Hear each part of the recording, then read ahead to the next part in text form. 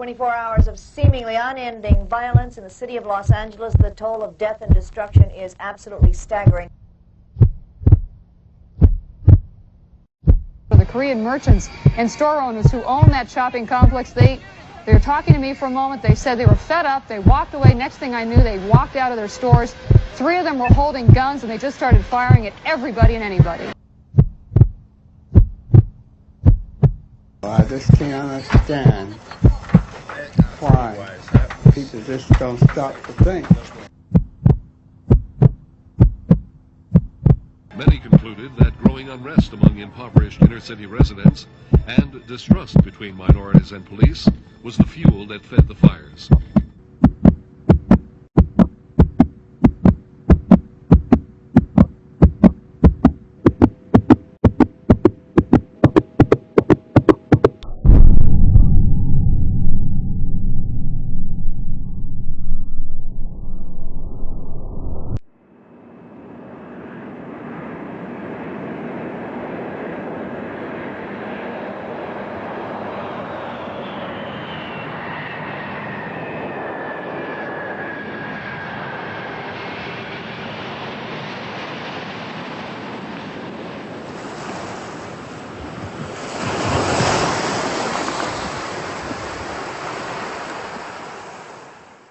Since the late 1800s, Koreans have been immigrating to the United States.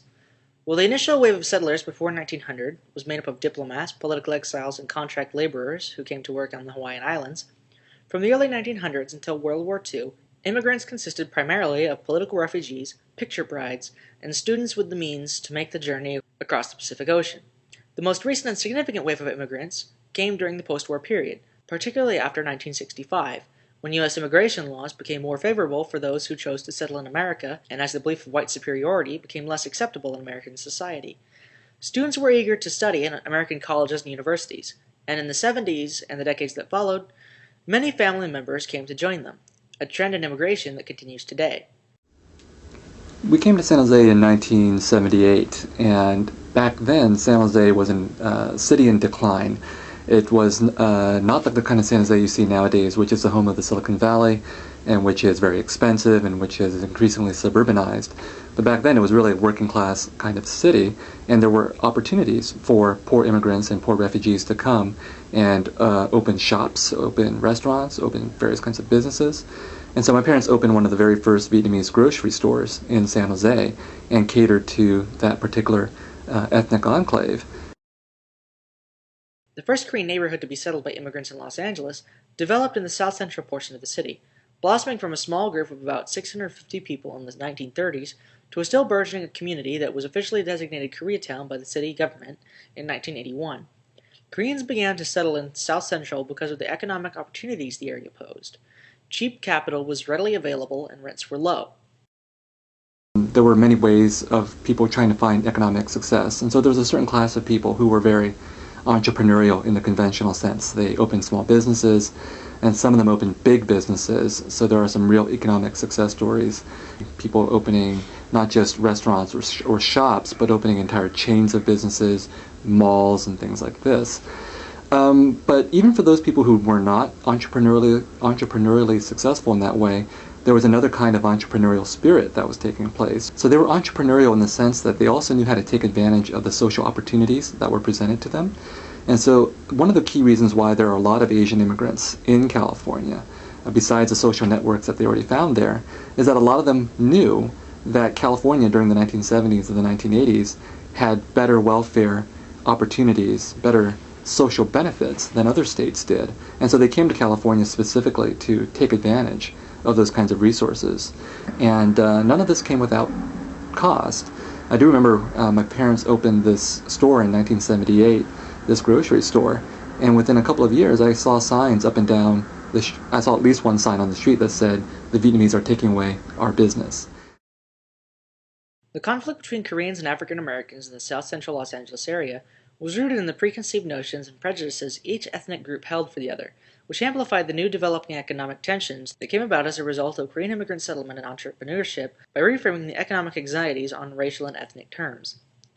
As early as the 1970s, Korean merchants began to emerge as important and visible economic players in South Central LA, a geographic location home to low-income African Americans. They had settled in the area because, with only limited capital, opening businesses in middle-class neighborhoods was out of the question. Settling and opening businesses in poorer locations, like South Central, was more feasible, more within the grasp of new immigrants, because the costs of starting or purchasing a business were significantly lower there. South Central LA was home to some of the poorest neighborhoods in the city, and although the population shifted during the 70s and 80s from an African American majority to a more equal Latino and Black demographic, it was still the nexus of inner-city Black life. The deindustrialization of heavy manufacturing and the resultant loss of tens of thousands of stable and high-wage blue-collar jobs in South Central placed new economic strains on the populations living and working there. These structural changes in the economy of the region effectively created an urban underclass. And these strains were felt largely and most poignantly by the African American population, which became trapped in poverty-stricken and deteriorating neighborhoods without the social mobility to move up or out of them. Giving these existing and developing strains, the additional pressure that the arrival and growth of Korean merchants posed naturally led to the tensions that proved so explosive during the LA riots of 1992. Koreans owned a very visible proportion of the stores in the South Central LA community. They owned more than 2/3 of the gas stations and about 1/3 of the small markets and liquor stores in the low-income area. And despite having a significant economic presence in South Central in terms of business ownership, many of the Korean merchants did not in fact live in the community. Not only did this limit the Korean-Black interaction to a merchant-consumer relationship, but it meant that much of the money generated in these declining neighborhoods was flowing out of them instead of remaining where it was desperately needed. Korean business practices, such as those of employing within their families and within the Korean community for little, or sometimes even no pay, added to the growing resentment of African American resident consumers, who felt they were being cheated out of jobs.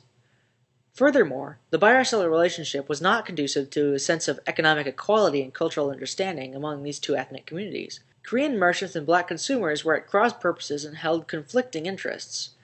The Korean pragmatism in slowly growing to command the sale of liquor in South Central in response to the existing demand, for example, was seen as socially irresponsible exploitation of a self-destructive commodity that continued to hold down the oppressed Black population. Black South Central residents regarded the Koreans as just another group of exploitative outsiders who took jobs away from them and charged incredibly steep prices for inferior goods and services, while many Korean Americans frequently fell back on stereotypes of Blacks as uneducated, lazy, and criminal in response to incidents of shoplifting or gang activity.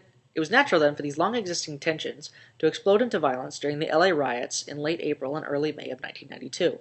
When the not guilty verdict in the case of police brutality against Black motorist Rodney King served as a catalyst for civil unrest of unprecedented proportions. The city and its people met with a great deal of destruction as a result of violence against individuals and local businesses. It was Koreatown and Korean merchants that bore the brunt of the looting and violence, and, in response to non-intervention of the city government, they took up arms, often indiscriminately, against any perceived threat.